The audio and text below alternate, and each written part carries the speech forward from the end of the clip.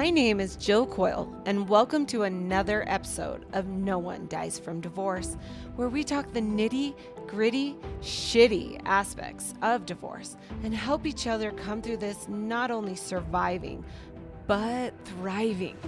I'm a divorce attorney, and I'm interviewing other experts and people just like you who are going through or have been through a divorce, so you can have the latest and greatest information on all things before, during, and after divorce.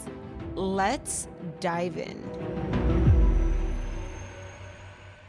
So excited for today's show, not only because, as you guys know, I'm a divorce attorney, I'm a leading expert in a variety of fields, and I'm here to just kind of help explore the roadmap of divorce and how individuals can not only survive, but thrive after the divorce. And so today we have an amazing guest, Drew Manning. I'm so excited. I actually wanted to introduce you because I think you're just super, super cool. So say hello, Drew. Hello. Thanks for having me on, Jill. Appreciate it. Thanks for coming out here. And so let me introduce you to this guy.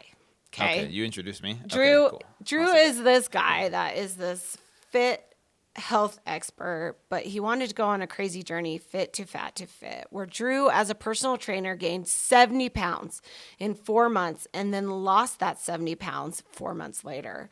He wanted to experience what his clients were going through and the challenges they faced in their weight loss journeys so that they could gain greater empathy for them. What some people may not know is that Drew went through a divorce several years ago and knows the challenges physically, emotionally, and spiritually that go along with divorce. So Drew, welcome. Jill, it really is a pleasure to be here. I'm excited to do this podcast with you. Oh my gosh, I am so excited. Not only because a lot of what you can offer are people that are listening about being spiritually, physically, and mentally prepared to go through divorce. I think there's no better person to talk about this because you can literally compare it to your fit to fat to fit journey. And what I want to first ask you is, you're now doing it again for the second time. You're in the middle of doing this fit to fat to fit journey again. And I just want to say, are you crazy?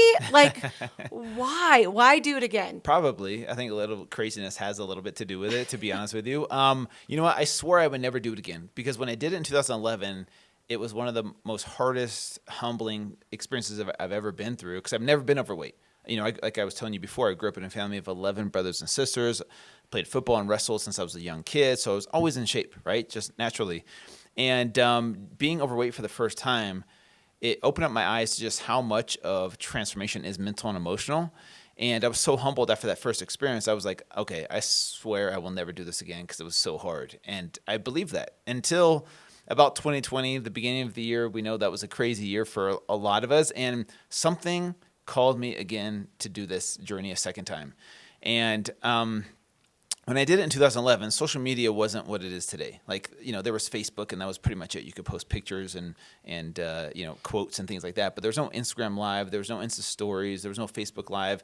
And social media is way bigger now, right? There's so many more people on it. And so I felt like a lot of people didn't get to see it as it happened because not everyone was on social media. And doing it again a second time, you know, I wanted to get my message of empathy and the importance of empathy across to the masses, especially in the fitness industry, because in the fitness industry, it's all about, you know, body image and, you know, being 5% body fat and looking good on Instagram. And that's cool and all, but we're really missing the key point of, you know, the mental and emotional side of transformation that no one really talks about or people don't understand unless you've been overweight. And I'm trying to be a voice for those people and letting people know, look, it's not as easy as you think. People look at people who are overweight and judge, because I used to be one of those people. Like, hey, stop eating so much food and work out. Like, why can't you do that, right? It's so easy, at least for me it was. But then when I went through that first experience, it really humbled me, and I really realized how wrong I was. And then doing it a second time, I wanted to really get my message across this time because I knew more people would be watching. Absolutely. And I think that that's so important because I think a lot of what we're dealing with overweight comes down to really the emotional and mental issues that we're going through. And just like you said, sometimes it's just as easy as, count your calories and go for a walk, you know, but sometimes it's not. Yeah. And so seeing you being able to bring kind of that to light and really helping people understand that we have to strip away and understand really what the underlying issues are, I think is really powerful. Yeah. And you doing it a second time, like you said, I think is even leans to a greater appreciation for what I guess your empathetic, context toward others is that, I mean, I would assume it was harder. Yeah. The second time was harder? Yeah, it was harder in different ways Yeah. because the first time was like, okay, what is this about? What's going to happen? The second time, I kind of, to be honest with you, went through it kind of cocky, like, oh, I got this. I've been through this before. Like, I know what to expect. But then I was humbled again, and it was harder in different context because I actually went through a really hard breakup during that, and that's Okay. what made it like 10 times harder because of the emotional side of going through a breakup in Right. the public eye, in the middle of it, at my heaviest.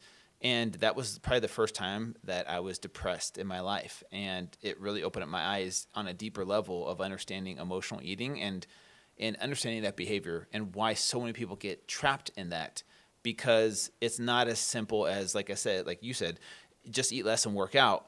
There's a strong emotional connection to food that is more powerful than people think, because Right. food can become like a drug. And so many times as humans, we program our brains to look for substances to distract us from the emotional pain that we're going through in life. So whether you went through a traumatic experience as a kid or abuse or some type of uncomfortable emotion, we look for food, drugs, alcohol, sex, porn, TV shows, social media, Right. whatever it is, to give us a little dopamine hit to distract us from having to deal with that emotional pain. And food is just so accessible. Right. And let's be honest, like, it tastes freaking good. Right. And it's designed to taste good. Yeah. And so if you could get little dopamine hits throughout the day by eating food that makes you feel good and comfortable, then years and decades of doing that, as strong as your willpower is, and you're like, okay, this year I'm going to cut out sugar, I'm going to like change my life.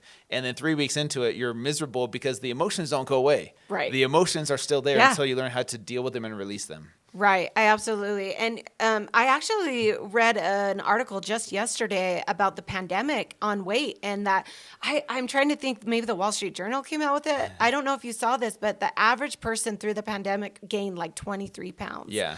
And I think that can't just be coincidental with the fact that, we were all at home. I mean, it directly, I think, relates to the fact that this was the hardest, most emotional tolling year that people have gone through. And just like you said, food is a really good and easy way to be able to kind of feel, I guess, better. Yeah, to deal with it. Yeah. Because then not everyone's going to go out and get heroin, right? But you Right. can go I to the hope grocery not. store. Don't do drugs. Don't do drugs. Don't do drugs. Yeah, but Cinnamon Toast Yeah. Crunch and Ben & Jerry's ice cream and wine is totally fine, right? I love it. Absolutely. And my vice is Diet Coke, even though it Yeah. has no calories. I mean, I know that Yeah. it's just, so we all kind of find our comfort in our different ways. And that's why I love having you on the show, because when we talk about this physical, mental, spiritual, I guess, transformation, when you're trying to lose weight and be healthier, it can really connect and completely coincide with going through a divorce. Mm-hmm.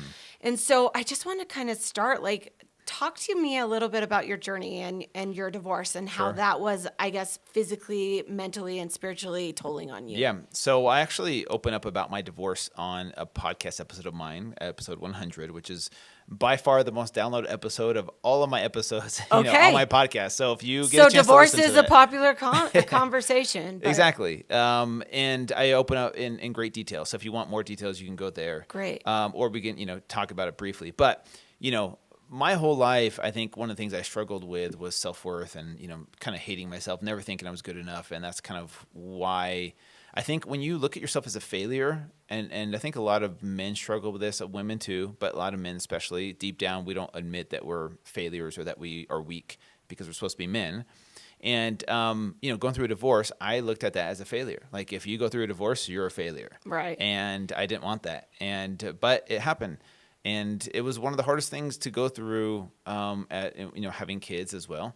And there's nothing really that you can do to prepare for it. We spent 5 years going to therapy, like talking about it, yes, it's going to happen. No, let's stay together. Like, it was up and down. It was such an emotional roller coaster. But one of the biggest things that I learned throughout that whole experience was the power of self-love. And Right. if you could learn to truly love yourself and see yourself through a new lens and not see yourself as a failure, despite your past, despite what you've done, and I've done a lot of stupid, dumb, bad things in my past. And the problem is that when we define ourselves by our past, we tend to continue to do failure-like things. We continue to self-sabotage in different ways, right? And I think that's one of the things that I learned from my experiences. Like, man, why do I do these? I'm a good person, but why do I do bad things, right?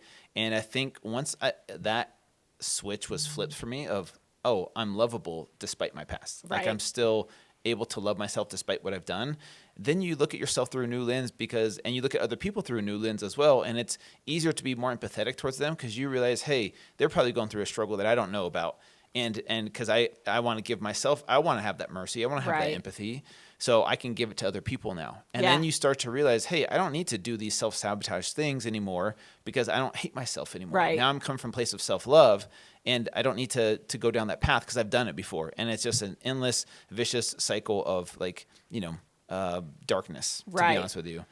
And so for me, that was the biggest thing that helped me overcome that divorce, which was one of the hardest things I've been through, was learning how to love myself, which I know isn't a very manly thing to talk about. Like, it's hard to be vulnerable as a man because we're taught vulnerability is a weakness. Like, hey, don't talk about your emotions, suppress them, push them down even further. And eventually they'll go away. We can think of patriarchal society for that. Yeah. And it's hard to break that cycle. It really is because you're judged harshly by hey, man up. Like, stop being I don't know if I'm allowed to cuss, but You're right. Yeah, like, just be a man, right? And don't talk about that kind of stuff. And to break that cycle is really, really hard, but I'm glad that I did. And that's why I got this tattoo on my right forearm that says vulnerability is strength. Right. And I learned that from reading books like from Brene Brown.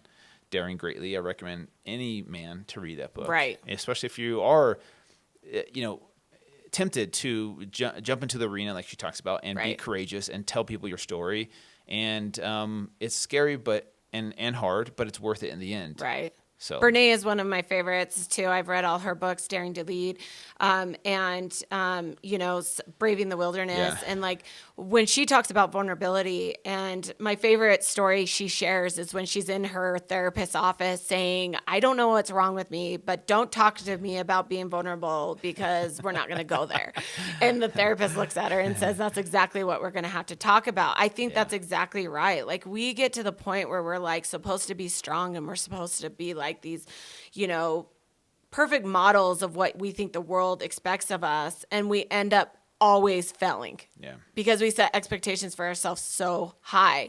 One of the things I talk about in my book, No One Dies from Divorce, is that I talk about happiness, that so many people within a marriage believe that the crack in your marriage is going to be fulfilled by the other person. Yes. And I remember that as in my own experience when my husband and I were going through a separation and a possible divorce, is I remember thinking, I can't believe that you can't fix this. Mm-hmm.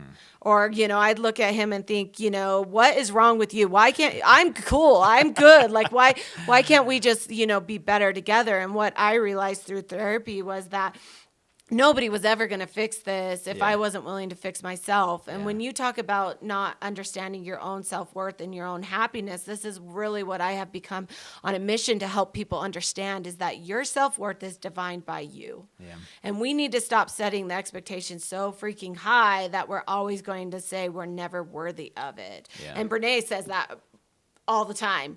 You're worthy. Yeah. Glennon Doyle is another fantastic person that was the stand, she stood up and says, I am. Mm-hmm. I am who I am, and let me be who that is. So I really love that, and I really appreciate you talking about that because thriving through divorce and being able to become a better version of yourself is really going inward and saying, what can I do to bring happiness to myself? Yeah. Do you feel like you had that journey as you went through your divorce and afterwards about being able to really look inward and understand your self-worth? Yeah, 100%. And it started with my life coach who, that's the thing. I wasn't really open to therapy or life coaching. Okay. Once I met this life coach, it totally changed the game for me because she was the first person out of all the, people I've met in this world that taught me to learn how to love myself, right? Despite all the stuff that I've been through, the religion I grew up in, like, never really truly grasped that until this life coach. And, I don't know if you know who Byron Katie is. She wrote a book called Loving What Is. Mm-hmm.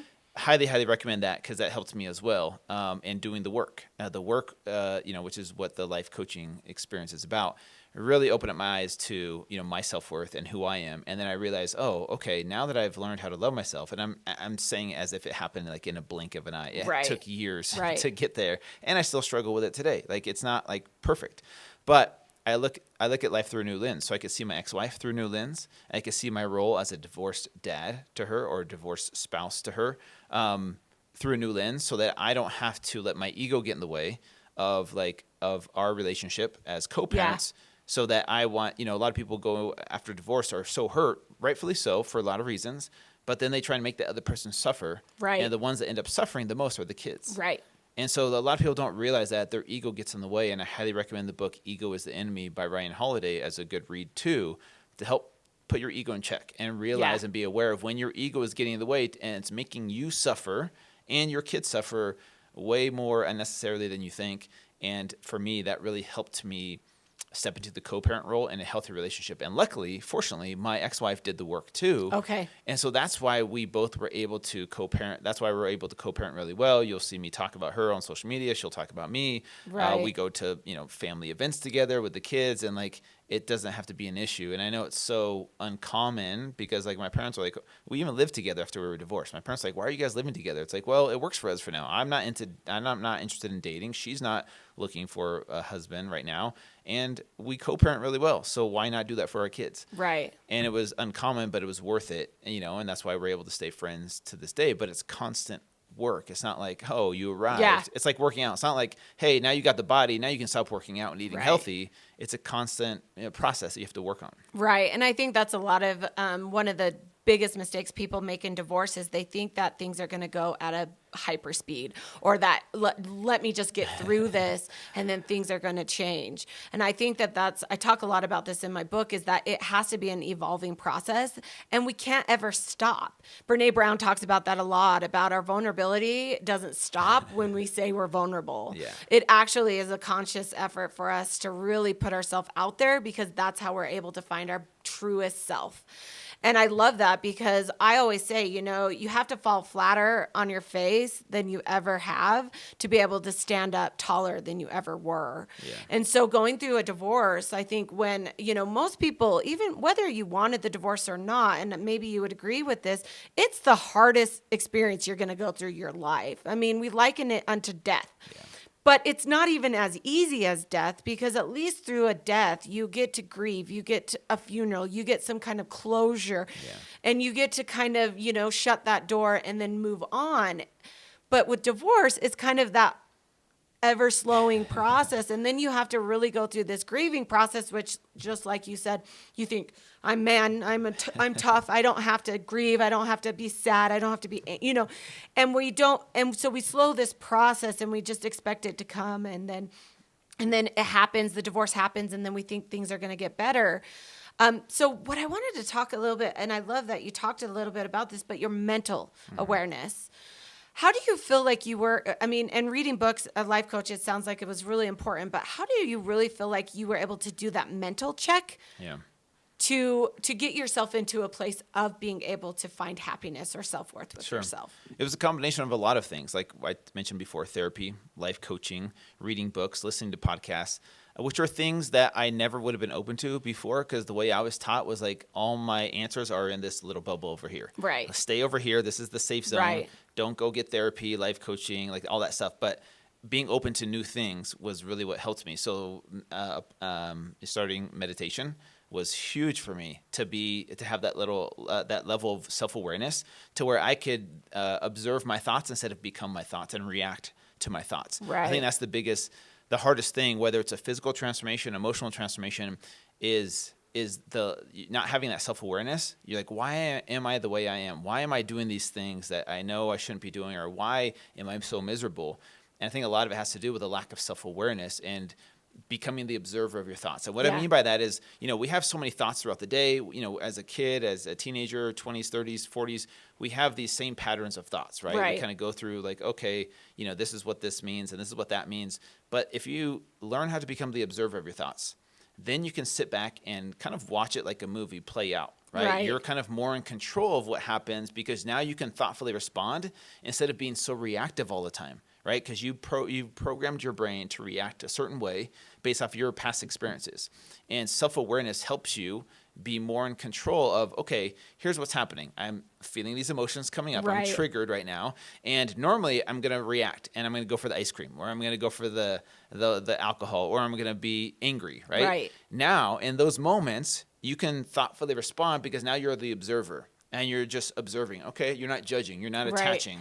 And that's the biggest key to transformation, whether it's trying to lose weight, whether it's trying to transform mentally and emotionally or spiritually, is that level of self-awareness. And things like meditation, positive affirmations, a gratitude list, therapy, life coaching, books, podcasts are a few things that I have done to help get me there. But it did take me years. It took me years to learn how to do this. And then it's a constant thing. Right. Now I have to, just like working out and eating healthy, it's a constant thing. Like I have to be on top of that. Otherwise, you do start to, slip back into old ways. Right. And when you talk about like your relationship with your ex-wife, was that just something that just was like, oh, we're divorced and now we're going to be like besties? Like, talk about that transformation. Yeah, that was a progression. It went, like I said, it took us years to get to the point of actually becoming divorced. We moved to Hawaii together as a couple. Even though we were divorced, we lived in separate rooms in the same house. We co-parented really well. There was a natural empathetic side to both of us where we never really argued a ton during our marriage. Mm-hmm. We know I wasn't like hot-headed and we didn't have a lot of disagreements or big arguments. And then after the divorce, that natural ability to be nice to each other really helped out. But there was a progression where she was doing the work on her end. She wanted to figure out how to become her own source of happiness. Okay. And I was doing the work on my end. And then eventually over time, like there was definitely some hard moments, like, when she started dating, she was open to dating pretty quickly. I wasn't. Seeing, her on social media with someone else, that was really hard for me. We didn't really have a ton of disagreements about parenting. Like, luckily, we're on the same page. We both left our religion around the same time. Okay. And so that probably helped out the dynamic versus if I had stayed in or vice versa. Your morals, your values kind of, if they're not on the same page, it can be hard. Like, hey, I don't think my kids should be watching that movie. I'm going to do whatever it takes to make sure that you don't show my kids that movie or make sure that this person isn't around them or whatever it is. Luckily, we're both pretty easygoing people, but it was a process to get to the point where we are today. Right. And it's still something that we work on, because she's engaged. She has a fiance, and I'm friends with him. He's cool with me. We can go to like family events together, and there's no drama or issues. Okay. And I really appreciate that you talking about the fact, though, that she had to do the work as well. Yes.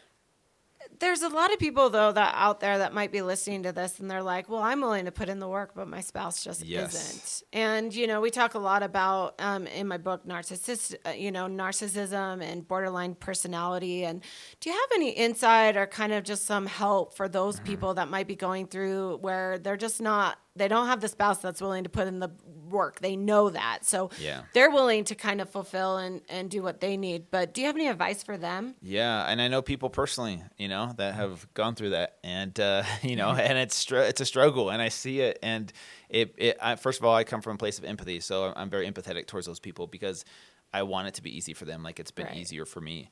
And it's hard to see other people struggle and knowing that other person is trying to make their life a living hell. It's really, really hard. The only thing I can say to that is the one book that has helped me is The 4 Agreements and not taking things personally and not making assumptions. Those things are huge when someone's trying to make your life a living hell. Right. And because you could get so attached, you could take it personally and dive into that world of like being affected by their actions. And one of my friends that went through a divorce, she's really good at setting boundaries with her ex-husband who is a narcissist. And she has had to work constantly to find a way to, if he's trying to trigger her, trying to like poke and get her to react, it's really, really hard. But for her, she's developed these healthy boundaries that she's stuck to like 100%, even when it's hard. So those are the only things that I've seen really work.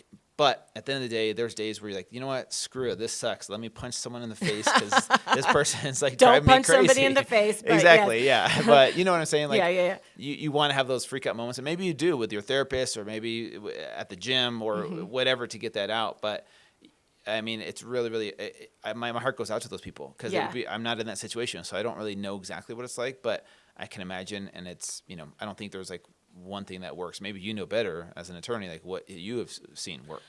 Absolutely. I mean, we talk all about boundaries, like knowing your boundaries, knowing when the line, like you can't make every deal a big deal because they're going to just keep pushing you. That's their whole point. But the other thing I was just going to say is if you're in that situation where you have a spouse that's, borderline narcissistic or is just always going to be litigious or, really contentious, hire a really good attorney. Yeah.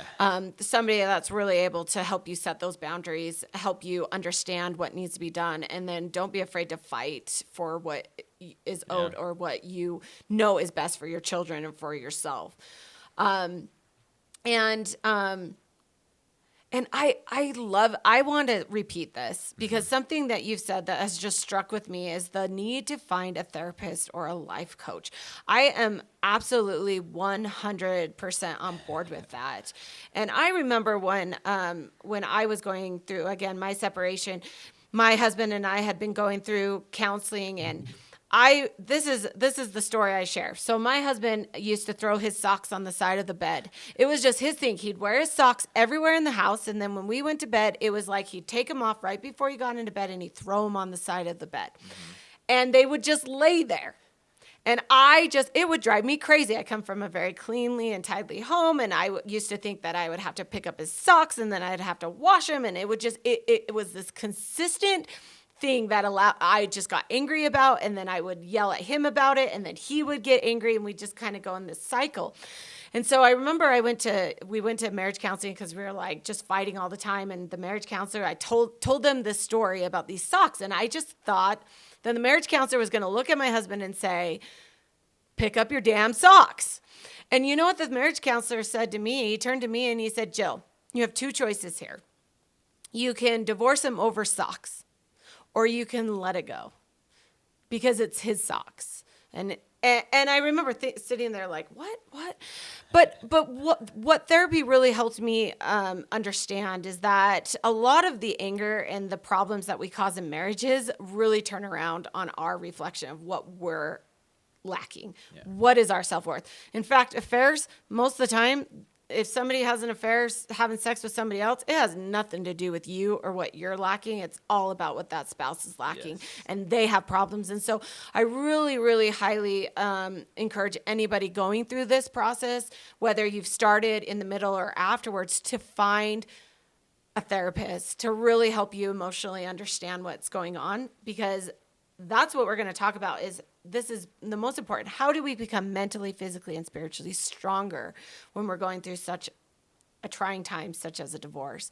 And so everybody, Drew Manning, like Fit to Fat to Fit, goes to therapy. And everybody should know that. And you meditate and you think inward and you do the work. I think that that's really important for people to hear. Yeah. That if you can do it, everybody should be doing it. Yeah. It's an investment in yourself. Yeah. It really is. And just like exercise and eating healthy, like sometimes costs more. Yeah, I get it. But the benefits outweigh the costs. Absolutely. And one of the things, so let's talk about physical health. Yeah. So I always laugh because when you're going through a divorce, I always call it the divorce diet. It's going to be the best physical transformation of your life, because there's a lot of factors that come in, and most people, one of the things they do is they just stop eating, or they're not, So let's talk about that. Yeah. So what are some ways you've found that people going through divorce or having been through a divorce can take care of themselves physically? Yeah, well, I mean, the whole divorce diet concept is about intention. Your intention now is to get this amazing body, to attract these amazing people of the opposite sex or that whatever. That should not be your intention, but exactly. It's a good bonus. Exactly, because now you're like on the hunt for Yeah. a mate, and whether you're trying to make the other person jealous or whatever, if you do want to better your health, here's the thing I will say about physical health. If you want to be in a better place mentally, emotionally, spiritually, your physical health, having that as a base, is way more important than you think. And it's not about the looks. Right. It really isn't. Let's take the six pack and like being skinny and being hot out of the equation for a second, because there's a difference between weight loss and like having a hot body and actual health. Yes. And this came to me during my second Fit to Fat to Fit journey when I went through my breakup, was just how miserable I was, but because of my unhealthy physical state that I was in. Yeah, I was overweight, but it wasn't about the weight. It was about being physically unhealthy, because what happens when you eat this junk food and you self-sabotage, you eat your emotions, right?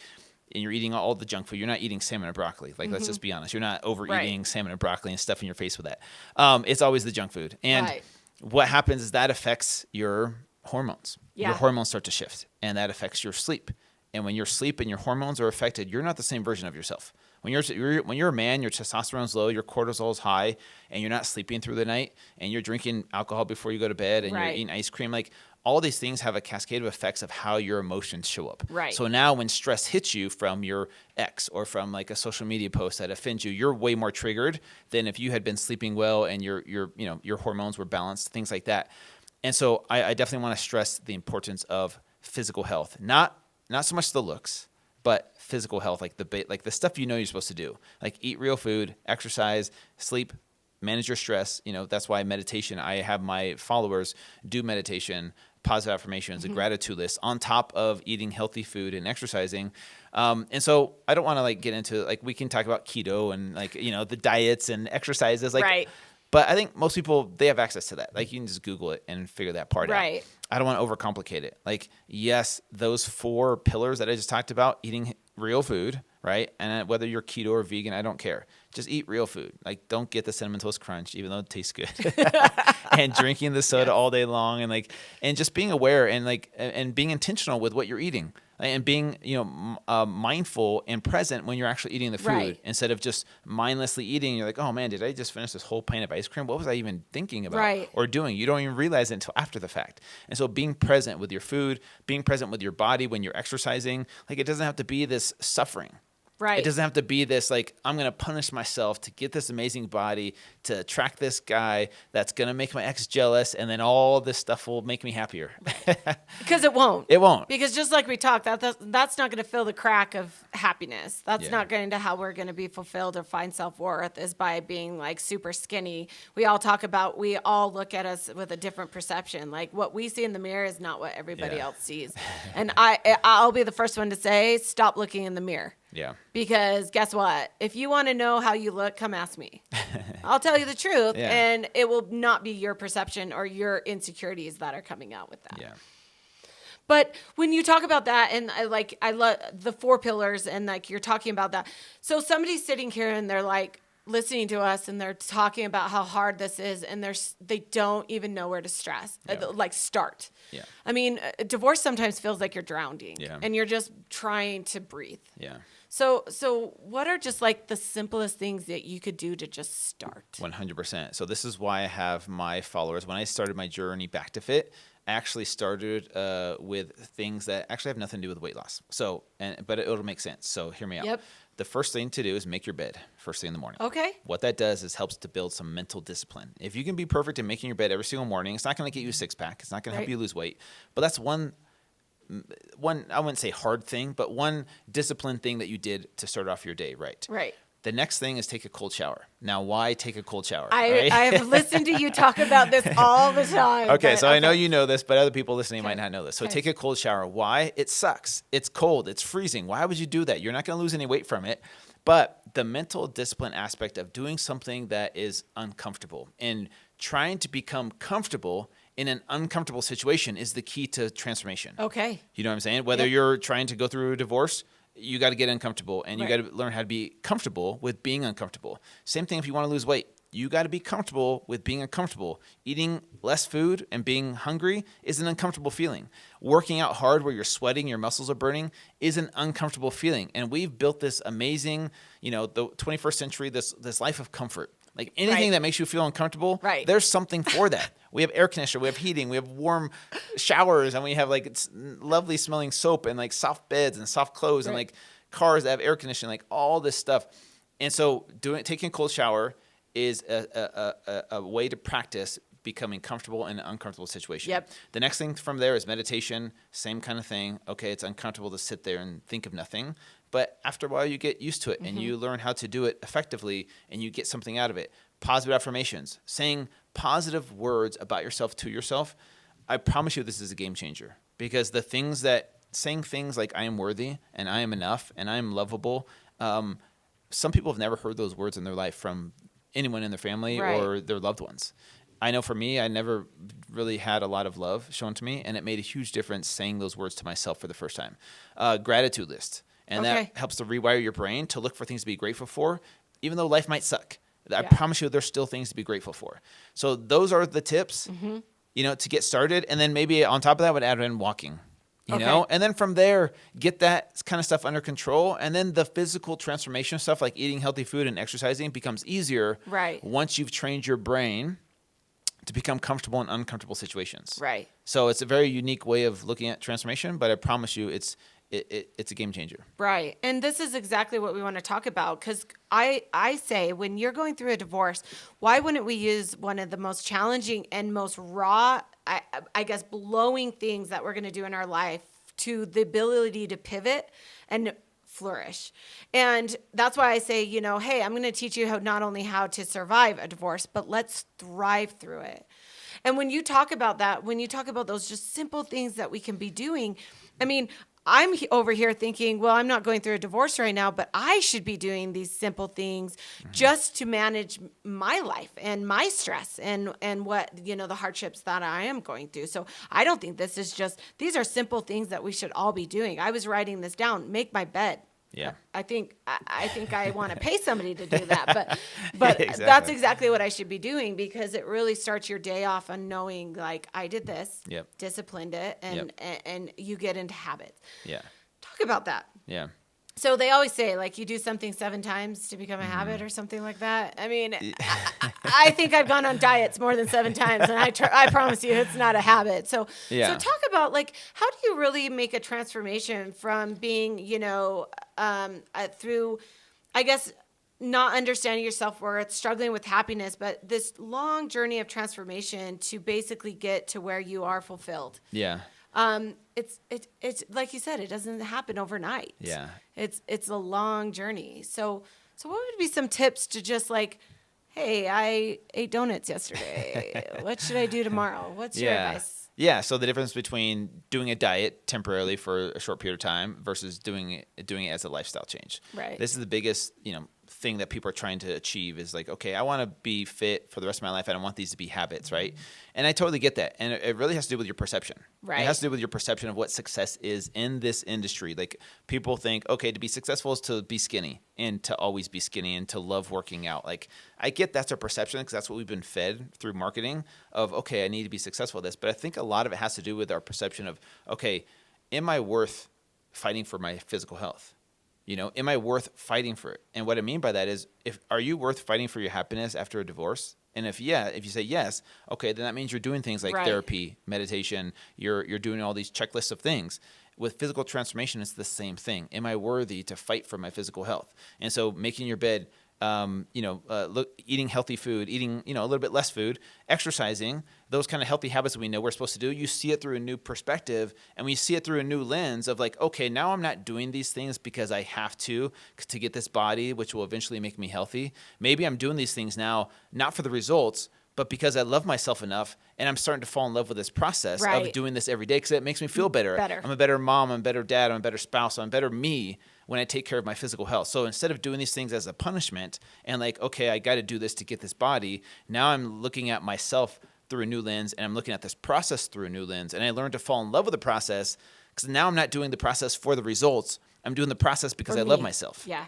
And once that switch flips, I said that right. No, you said it right. Yeah, once that switch flips, then it becomes a lifestyle change. But it takes time, and it takes consistency of doing it over and over and over again, and maybe have the donuts and realize, hey, I don't need to beat myself up and feel guilty or shame that I had the donuts. Just realize that's a part of my journey. I freaking love the donuts, and I'm doing it intentionally because I want them, instead of like, okay, am I doing it to suppress these emotions? Right. Am I doing it because I'm stressed out and I want a dopamine hit? So it's being self-aware and realizing in those moments, okay, why am I doing these things? Right. And then, you do better as you know better. Right. And then be forgiving of yourself and realize that it's not the end of the world if you're not 5% body fat.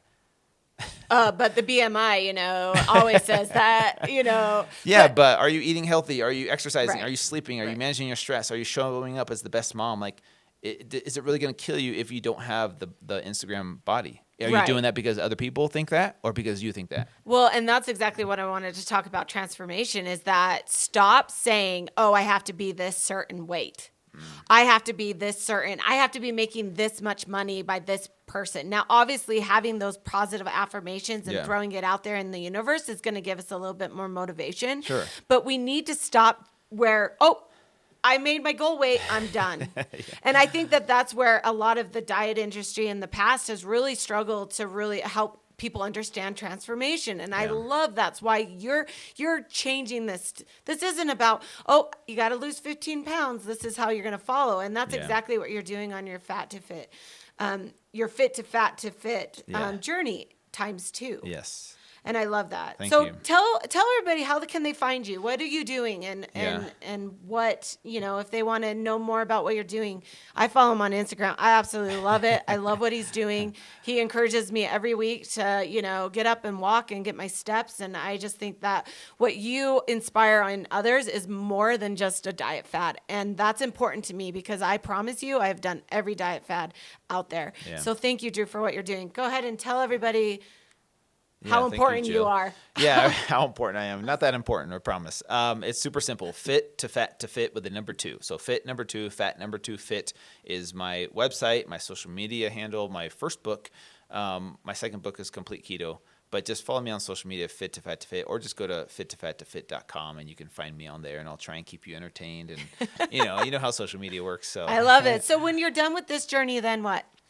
Then I can relax and eat donuts all day. No, I'm just kidding. Yeah, I have another. You're transformed. Yeah, exactly. I'm done. You've arrived, transcended. and you don't need to do it anymore.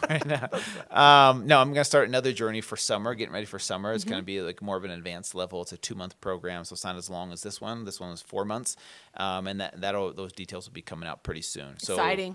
May 7th is my last day of this journey. Okay. And then I'll You start going to the next make your journey goal after weight? that. I don't know. I that last week of moving, the stress, I did stress eat, by the way. I had some pizza and some other things. It's okay. Yeah. Like you said. Exactly. But that's what I'm trying to show people is like, it's not the end of the world. Whether I get to 181.6, which is my goal, I really don't care. But I'm going to try, but we'll see. I don't know. I don't define myself by that number, though. That's Thank the you key. so much. Thanks for joining Thank us you. today. Remember, no one dies from divorce. It's one of those processes where we're really able to, like you said, transform and use it as a launching pad to become somebody that you never believed or don't believe at this time that you can get there. I promise you can. And we're here to kind of each week to talk to you a little bit about this and encourage you and not only survive this, but thrive. So thank you so much. Thank you, Drew. It's been Amen. just amazing. Thank you. It has been. Thank you for listening to this episode. If you enjoyed, please subscribe, follow, and share. I'd love to hear your questions and feedback. You can contact me at community@jillcoil.com. See you next time. I am an attorney, but I am not your attorney. Any advice given on the podcast is general and shall not be construed as legal advice.